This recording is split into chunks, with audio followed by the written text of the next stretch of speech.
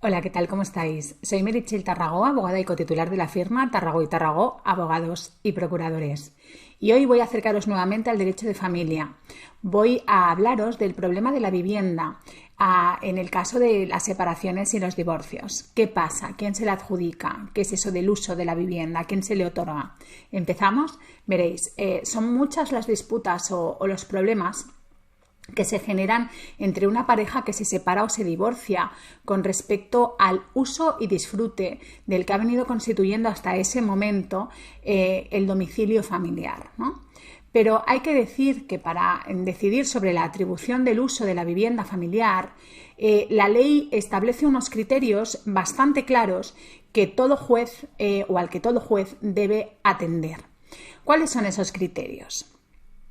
Bueno, pues a ver, en primer lugar, un juez deberá valorar si existen o no hijos menores o mayores de edad no independientes o no emancipados que convivan con el matrimonio en el momento del divorcio o de la separación.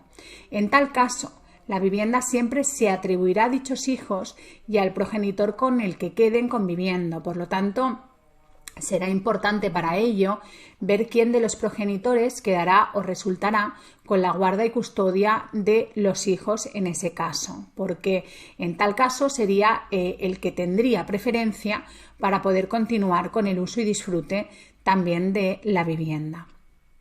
Si hay varios hijos y estos hijos quedan, pues algunos con uno y otros con el otro progenitor, que no es lo habitual porque no hay que separar a los hermanos, será el juez quien decida bajo su criterio a cuál de los dos progenitores le corresponde el uso. Valorará para ello, pues, la edad de los cónyuges, los medios de vida o ingresos de cada uno de ellos, el número de hijos que quedan con cada uno de los progenitores y normalmente pues la otorgará al que considere que está más necesitado de protección en todo caso.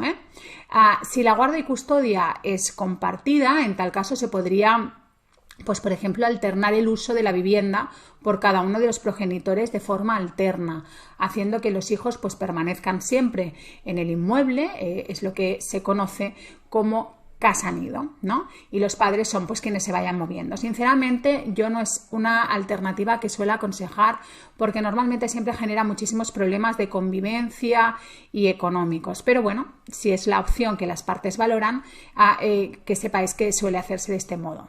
Si el matrimonio tiene hijos o estos son mayores de edad, no tiene hijos, perdón, o si son mayores de edad o independientes, hay que estar al familiar o al progenitor que sea más necesitado de protección y se comprobará lo mismo, ingresos, situación personal de cada uno y se podrá incluso limitar el uso del inmueble pues a un determinado tiempo, pues a 2 años, 5 años, 10 años, en caso de no haber o existir hijos o de estos, como digo, pues ya ser mayores de edad y vivir de manera independiente, si ninguno de los dos cónyuges necesita protección, en ese caso se suele acordar que el uso sea por periodos alternos hasta su venta o alquiler o hasta la atribución de la parte de uno al otro o adjudicación. Normalmente se suele hacer así. ¿Qué cosas son importantes, pero pues también a tener en cuenta en relación a la vivienda familiar? ¿Qué cosas nos soléis preguntar los clientes a los abogados, ¿no? Siempre o en un procedimiento de divorcio o de separación? ¿Qué es lo que os suele preocupar? Bueno, pues al margen de lo que os acabo de explicar sobre quién se queda el uso, ¿no? Pues quién asume los gastos, ¿no? ¿Quién es el que debe continuar pagándolos? Bien, pues normalmente, si la vivienda se la adjudica a uno solo de los cónyuges, en este caso los gastos de agua, luz, teléfono, suministros en general serán abonados por quien utilice la vivienda. El derecho siempre es lógico. Y los gastos de IBI, los gastos de comunidad y los gastos pues que tengan que ver con lo que es el inmueble y con el título de propiedad, pues tendrán que abonarse por ambos progenitores siempre en función del porcentaje que se tenga sobre o de la cuota de participación ideal que se tenga sobre la vivienda. Si sobre el inmueble pues pesa alguna hipoteca, pues lo mismo, la misma debe continuar abonándose porque el banco continuará queriendo tener ese importe, ¿no? O sea, que se cubra el crédito.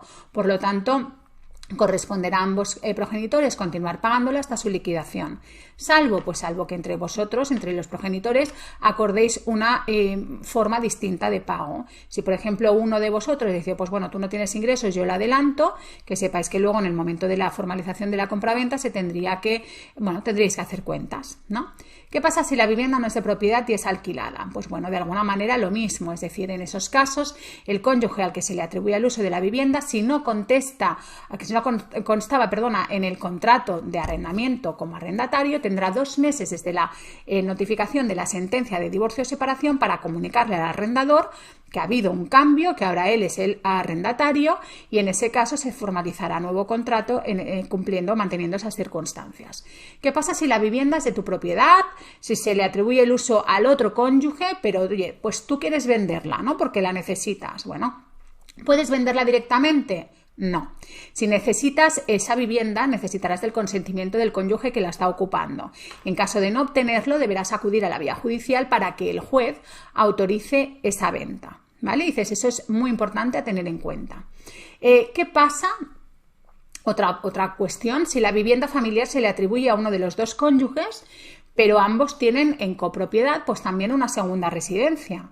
Bien, en estos casos el otro cónyuge puede pedir el uso exclusivo de esa segunda residencia, siempre que por sus características, evidentemente, esta vivienda sea apta para darle un uso de vivienda habitual. Esto es, a grosso modo, lo que soléis preguntar y las cuestiones básicas sobre el uso de la vivienda que deberíais tener en cuenta a la hora de proceder a una separación o divorcio. Espero que este vídeo os ayude y que os resulte de interés a muchos de vosotros. Seguimos acercándoos al derecho y nos gusta cuando además podemos hacerlo dando noticias que sabemos que son de utilidad, por lo menos para muchos de vosotros. Gracias por estar ahí. Suscribiros a nuestro canal. Cuantos más seamos, mejor y más noticias podremos dar que sean de utilidad para todos vosotros. Dadle a me gusta, a like si os ha resultado de interés este vídeo porque nos ayudáis. Gracias. Y nos vemos muy pronto con más vídeos como este de derecho de familia y de otras muchas materias de las cuales somos especialistas. Gracias. Hasta pronto.